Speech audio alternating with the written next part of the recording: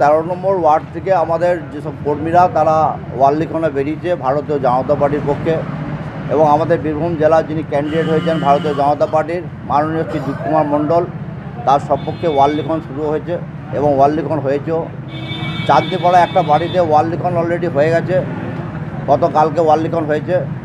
আজকে সকালে এই পাশ দিয়ে পেরিয়ে যাওয়ার সময় দেখছে সেই ওয়াল কেটে দেওয়া হয়েছে এবং পাড়ার প্রতিবেশীরা জানিয়েছে যে তৃণমূলে কিছু দুষ্কৃতী শেখ নিজামুদ্দিন না কি নাম উনি ওয়ালটা কেটেছেন এবং যার বাড়ি পুলিশ প্রশাসনকে জানানো হয়েছে, পুলিশ প্রশাসন এসেছেন।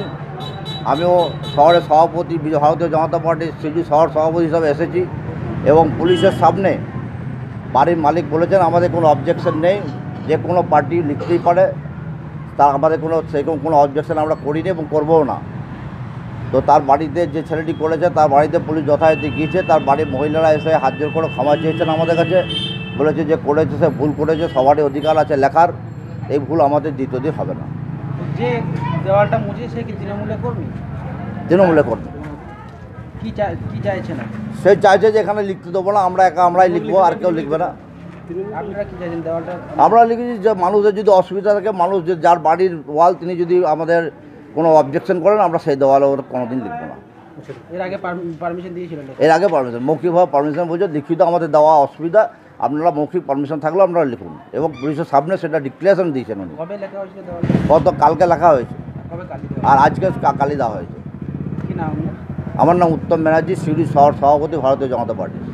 সামনে যে দেওয়াল আছে সেখানে একটা বিজেপি দেওয়াল লিখনকে কেটে দেওয়া অভিযোগ উঠছে, আপনার বিরুদ্ধে কি বলবেন? আমি মানা করেছিলাম দেখতে যে হ্যাঁ এটা লেখো না, তারপর কি হয়েছে আমি জানি না।